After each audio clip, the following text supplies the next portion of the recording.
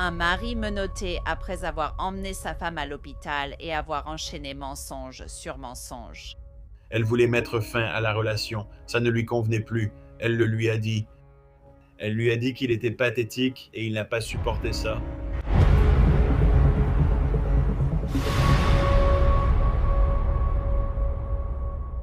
Bienvenue sur Law and Crime. Je suis Angelette Levy. L'affaire dont je vais vous parler aujourd'hui est absolument tragique. Il s'agit d'une femme nommée Christina Hampton. Elle était une maman aimante de 3 garçons. Elle était infirmière et entraîneuse bénévole. Sa famille la décrivait comme gentille, curieuse et pleine de vie, et comme le genre de personne qui faisait en sorte que tout le monde se sente vu et apprécié. La vie de Christina a été volée à elle et à ses enfants en octobre dernier par l'homme qui avait juré de l'aimer et de la chérir. Christina Hampton a épousé Clifton Hampton en 2012. Clifton postait de nombreuses photos d'eux sur TikTok quand ils étaient heureux. Christina était une infirmière très appréciée, comme je l'ai mentionné, et son mariage avec Clifton était son deuxième. Et ils ont eu un fils ensemble, ce qui faisait de Christina une maman de 3 garçons. Christina et Clifton souriaient sur une photo que Clifton avait appelée « Premier rendez-vous » sur TikTok. En octobre 2025, les choses avaient clairement changé. Christina voulait divorcer et elle voulait partir. Clifton est devenu furieux. C'était le 2 octobre 2025 lorsque Clifton Hampton s'est présenté dans un hôpital du comté de Craig, en Oklahoma, près de Tulsa, avec le corps de Christina enveloppé dans un protège-matelas. Christina ne portait qu'un t-shirt et des sous-vêtements, ce qui est un fait important. Elle avait des blessures au cou. Clifton avait aussi des égratignures sur le cou. C'est ce que révèle une déclaration sous serment exposant les éléments justifiant les poursuites. Lors du premier entretien de Clifton avec les enquêteurs, il leur a dit que Christina lui avait annoncé la veille qu'elle voulait divorcer et que ces discussions se sont poursuivies dans la soirée et jusqu'aux premières heures du 2 octobre. Les enquêteurs ont écrit que Clifton a déclaré que lui et Christina avaient fait une courte promenade en voiture, qu'elle était sortie du véhicule et était partie dans une autre direction, et qu'il l'avait retrouvée effondrée et blessée sur le bord de la route peu de temps après. Ces enquêteurs ne sont pas nés de la dernière pluie. De plus, l'histoire de Clifton n'avait aucun sens. Il a amené Christina à l'hôpital enveloppée dans un protège-matelas, et elle ne portait qu'un t-shirt et des sous-vêtements. Elle avait des blessures au cou et d'autres blessures qui ressemblaient à des marques de traînée. L'enquêtrice a également écrit que Clifton a raconté une version des faits qui contenait des contradictions flagrantes. Par exemple, Clifton a déclaré que Christina était partie à pied de la résidence pendant qu'il conduisait, puis il a affirmé qu'elle était montée avec lui en voiture et avait choisi de descendre du véhicule plus loin sur la route. Clifton a utilisé l'application Google Maps sur mon iPhone Apple fournie par le comté pour me montrer où il avait trouvé son corps sur le bord de la route. Finalement, Clifton Hampton a fini par tout avouer aux enquêteurs. Ils sont partis faire un tour en voiture ce même matin et il leur a dit pendant ce trajet qu'il avait tué Christina. Le détective a écrit « Clifton m'a déclaré qu'il m'avait menti auparavant et que lui et Christina n'étaient pas allés faire un tour en voiture ce matin-là. Au lieu de cela, ils étaient au lit après s'être disputés toute la nuit. Et qu'après que Christina lui ait dit qu'il était pathétique et qu'elle et ses amis se moquaient de lui, Clifton s'est senti humilié et en colère, et il a étranglé Christina alors qu'elle était allongée dans le lit. Clifton se tenait à côté du lit lorsque cela s'est produit. Il a également déclaré qu'il s'était rendu compte qu'il était allé trop loin et que son cœur battait encore lorsqu'il a commencé à essayer de transporter son corps jusqu'à un véhicule pour l'emmener à l'hôpital. Clifton a ensuite expliqué comment il avait dû traîner Christina jusqu'au véhicule et qu'elle s'était blessée au nez à cause de cela. Voici le shérif. Alors qu'il essayait de déplacer le corps d'un endroit à un autre, ces blessures ont été infligées après sa mort, c'est ce qui a été observé là-bas. Vous savez, il y avait là de très bons indices auxquels je pensais. Le fait que certaines des premières personnes arrivées sur les lieux aient pu voir des traces dans la rosée, qui étaient en fait celles d'un chariot qu'il avait utilisé pour déplacer le corps. Après la prononcée officielle de la peine la semaine dernière, nos enquêteurs ont pu répondre à des questions très, très difficiles que la famille se posait. Vous savez, ils voulaient savoir, vous voyez les choses qui ont mené à cela, ils voulaient avoir l'esprit tranquille en sachant que, peut-être, leur proche n'a pas autant souffert qu'ils le pensaient. C'est toujours assez troublant d'essayer d'expliquer cela avec des mots. Clifton Hampton a également dit aux enquêteurs qu'il avait mis sa main autour de la gorge de Christina pour la faire taire. Voilà ce que Clifton Hampton a fait à la mère de son fils et à la belle-mère de ses autres enfants. Christina Hampton est morte, victime de violences domestiques. Comme beaucoup de femmes, elle a été tuée parce qu'elle voulait partir, et partir peut être le moment le plus dangereux pour une femme qui veut quitter une relation. Clifton Hampton a été incarcéré à la prison du comté de Rogers pour un chef d'accusation de meurtre. Maintenant, il a plaidé coupable du meurtre de Christina et il passera le reste de sa vie en prison. Malheureusement, les 3 fils de Christina se retrouvent privés de leur mère. Christina souhaitait quitter ce mariage, ce qui amène à se demander, y avait-il des signes précurseurs? Un examen des réseaux sociaux de Clifton montrait qu'il semblait mettre Christina sur un piédestal. Elle était aimée par de très nombreuses personnes, ses fils, sa famille, ses amis et ses collègues. Et il y avait cette publication vraiment étrange datant d'avril 2025 où il a écrit « Tu entres, tu surprends ta femme en train de grignoter et elle se fige comme un raton laveur pris dans les poubelles. Des miettes partout. Elle fait comme si de rien n'était, mais il y a carrément une scène de crime de miettes de crackers dans les draps. Tu restes là, genre, vraiment? Voilà à quoi ressemble la trahison. » Clifton a peut-être pensé que c'était une blague, mais ça paraît vraiment très malsain et contrôlant. Alors, pour discuter de cette affaire incroyablement troublante, Je voudrais inviter Matt Ballard. Il est le procureur du comté de Rogers. Il représente aussi un district là-bas, le district 12 en Oklahoma, qui inclut d'autres comtés. Matt, merci beaucoup d'être venu pour discuter de cette affaire terriblement triste et tragique. absolument. Vous avez raison, c'est une affaire tragique. En même temps, j'aime que les gens sachent ce qui s'est passé. Et au final, la victime dans cette affaire mérite d'être reconnue. Donc, tout ce que je peux faire pour perpétuer la mémoire de Christina Hampton et la garder vivante, je suis heureux de le faire. Nous avons parlé un peu plus tôt dans le podcast de Christina et nous avons lu à son sujet dans sa nécrologie, mais c'était vraiment une mère dévouée. Vous savez, on dirait qu'elle n'a jamais manqué un match de ses enfants. Elle aidait à entraîner l'équipe de l'école. Je veux dire, ses fils, sa famille, et elle était infirmière. Je veux dire, tout le monde doit être bouleversé par ça, Matt. Oh, la communauté a été bouleversée par ça. Je veux dire, elle faisait vraiment partie intégrante de la communauté en étant impliquée dans cette équipe de football. Je veux dire, en Oklahoma, le football, c'est important et ils ont annulé leur match après ce qui s'est passé parce que l'équipe était trop bouleversée pour continuer. Elle occupait une place si importante au sein de cette équipe, de cette communauté, auprès de ces jeunes, qu'ils n'ont même pas été capables de jouer un match. Et ça a touché tout le monde et tout le monde est encore sous le choc. Cela a eu un énorme impact sur chacun. Et les 3 garçons, je veux dire, ses fils sont maintenant, vous savez, au moins le plus jeune est sans sa mère et son père, mais les 2 garçons plus âgés aussi, sans leur mère. Je veux dire, c'est tellement insensé et c'est incroyable. C'est une perte tragique, je n'arrive même pas à imaginer. Tu as raison, je veux dire, tu perds ta mère, elle n'est plus là. Et puis, ben, ton père est responsable de ça. Je veux dire, c'est une situation inimaginable d'avoir quelqu'un que tu aimes qui soit responsable d'un acte comme celui-ci.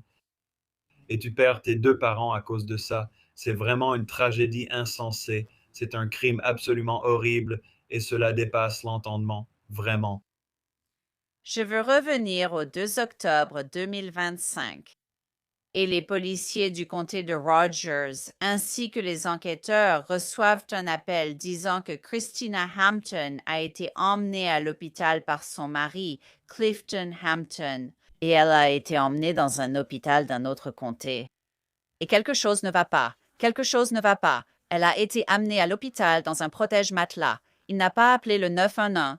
Enveloppée dans un protège-matelas, elle présente visiblement des marques au cou. Et lui, et elle a d'autres blessures et lui a des griffures sur le cou. Donc, à partir de là, je te laisse continuer si tu veux bien. Ce n'était évidemment pas ce qu'affirmait Clifton. Par exemple, le fait qu'elle se soit éloignée et qu'il l'ait retrouvée effondrée. Oui, absolument. Je veux dire, dès le début, son histoire a commencé à s'effondrer. Ça n'avait aucun sens et ça ne correspondait pas aux preuves matérielles.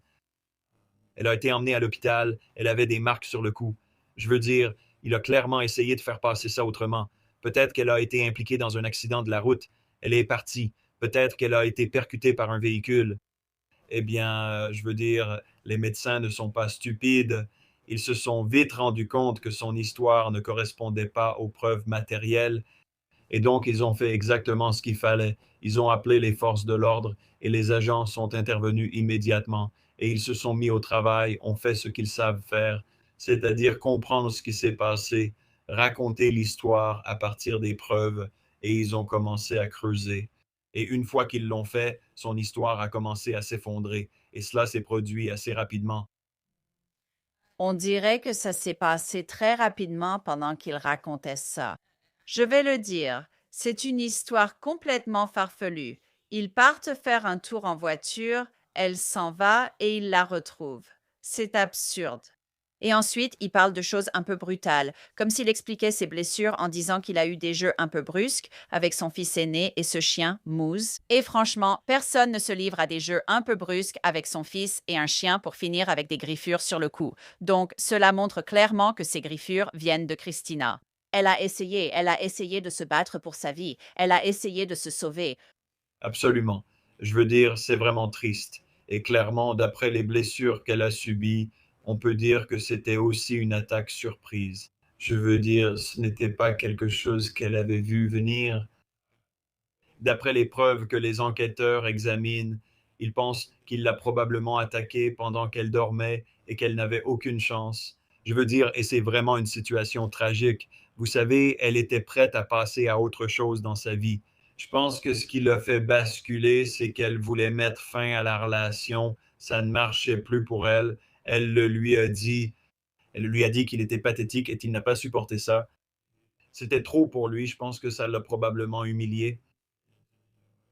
Il n'allait pas la laisser partir de cette façon.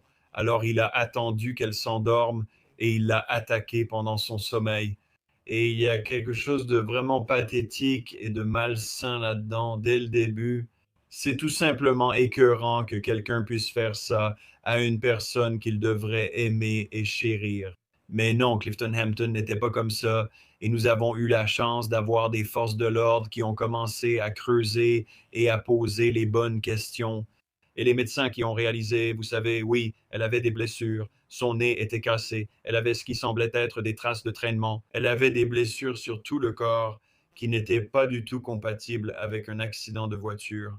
Nous avons donc eu la chance d'avoir des professionnels de la santé et des forces de l'ordre qui n'ont pas simplement accepté la première version qu'on leur a donnée. Ils ont creusé et ils ont découvert la vérité. Vous savez, ce type, évidemment, c'est un peu un raté. Et je sais que vous avez dit qu'elle voulait passer à autre chose dans sa vie. Et il a dit que cette discussion au sujet du divorce avait eu lieu la veille. Oui. Et cela s'est poursuivi jusque dans la soirée et des choses de ce genre. Et évidemment, elle dit qu'elle en a parlé avec ses amis et qu'elles étaient toutes d'accord pour dire qu'il était pathétique et qu'elle se moquait de lui. Tu sais, je veux dire, est-ce qu'elle était celle qui portait tout? Est-ce qu'elle était le soutien de famille dans cette relation? Est-ce qu'elle portait la plus grande partie du poids dans la famille, la charge mentale, toutes ces choses-là? Qu'est-ce qui se passait? Qu'as-tu appris sur leur relation? Oui. Je pense que ce que nous savons sur Christian Hampton, c'est qu'absolument, elle était, tu sais, elle était le pilier de cette famille. Je veux dire, elle était le pilier de cette communauté. Elle était le pilier de cette relation. Absolument.